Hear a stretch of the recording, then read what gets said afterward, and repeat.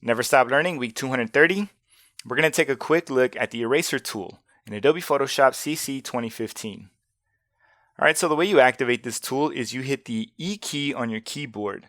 And notice that the cursor changes, and over here in the Tools panel, the eraser tool is already activated and ready to go. Now the way you work with this tool is you just click and drag over your unwanted pixels and they'll be eliminated. Now currently I'm actually painting white over them. The reason I'm painting white over that is over here in the Tools panel.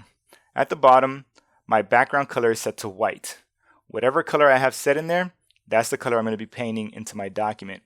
And the reason I'm kind of painting instead of eliminating pixels is over here in the Layers panel, this layer is actually a background layer. Alright, so let me click on this little padlock. It turns it into a regular layer. And now when I use the eraser, I'm actually seeing the transparency grid that's behind this layer. Alright, so now that you guys get an idea of how the tool works, I want to show you how to make some changes to the settings so you can get it to work exactly how you need for your particular workflow. Alright, over here at the top, we have all these different settings, and once you have these guys set up exactly how you want, come over here to the left, and you could save this tool off with all those different settings. All you have to do is click on this guy right here, and then name it. So I'm going to go with My Eraser. Alright, and it's going to add it to the stack. Now Photoshop already ships with two different erasers. It ships with Eraser Chiseled and Pencil Eraser. So you could always come back and use whichever one you want for future projects.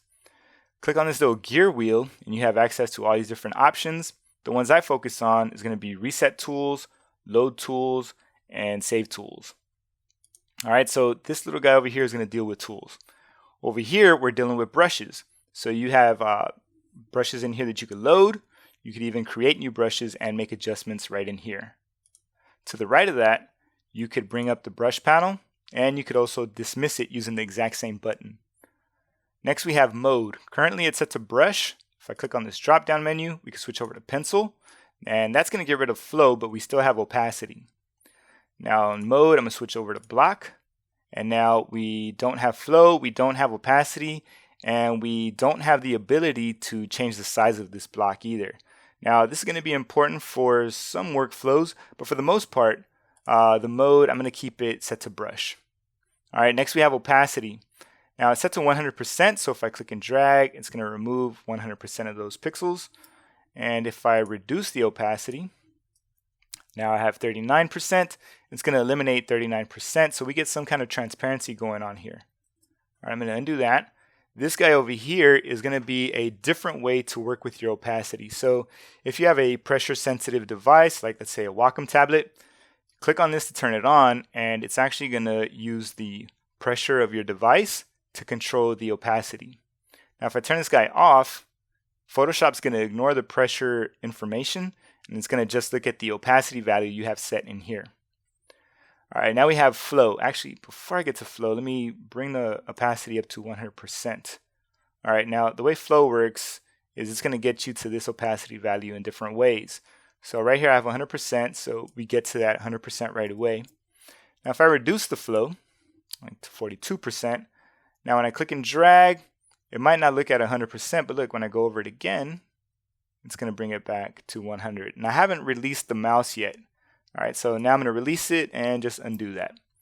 Alright, another way that works is, look, if I click and hold, notice it doesn't look 100%, but once I start to wiggle this guy around a little bit, now it's getting me to 100%, and then I'll release that mouse click. So that's a single mouse click. I'm going to undo that. Now this airbrush is a different way to work with the flow.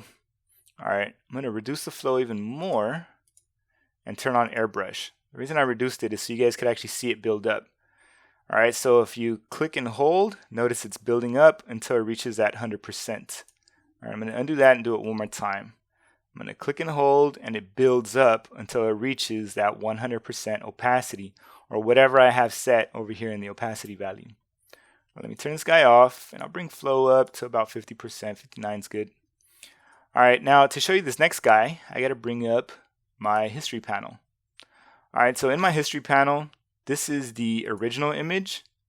I made a snapshot of a color adjustment and I made a second snapshot of another color adjustment. Right here it says make layer. This is the first history movement that we made.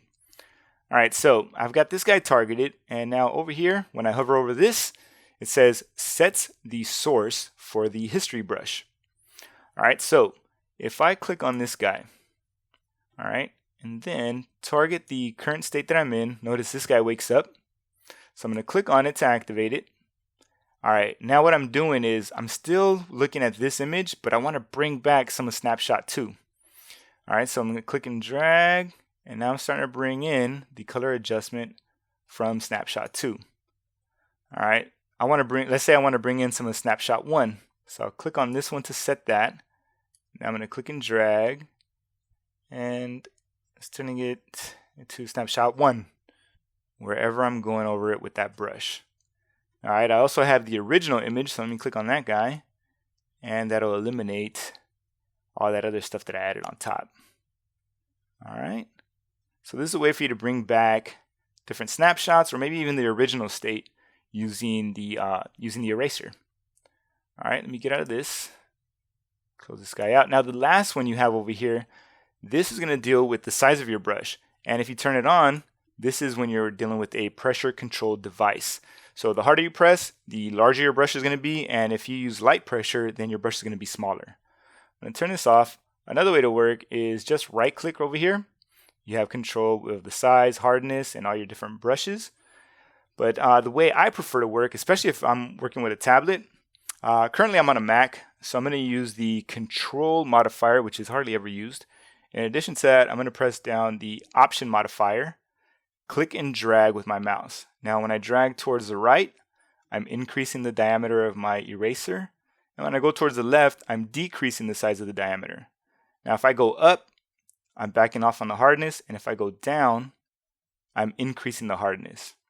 All right, now the reason I like working that way is I get a better idea or better feedback of how my eraser is actually going to work.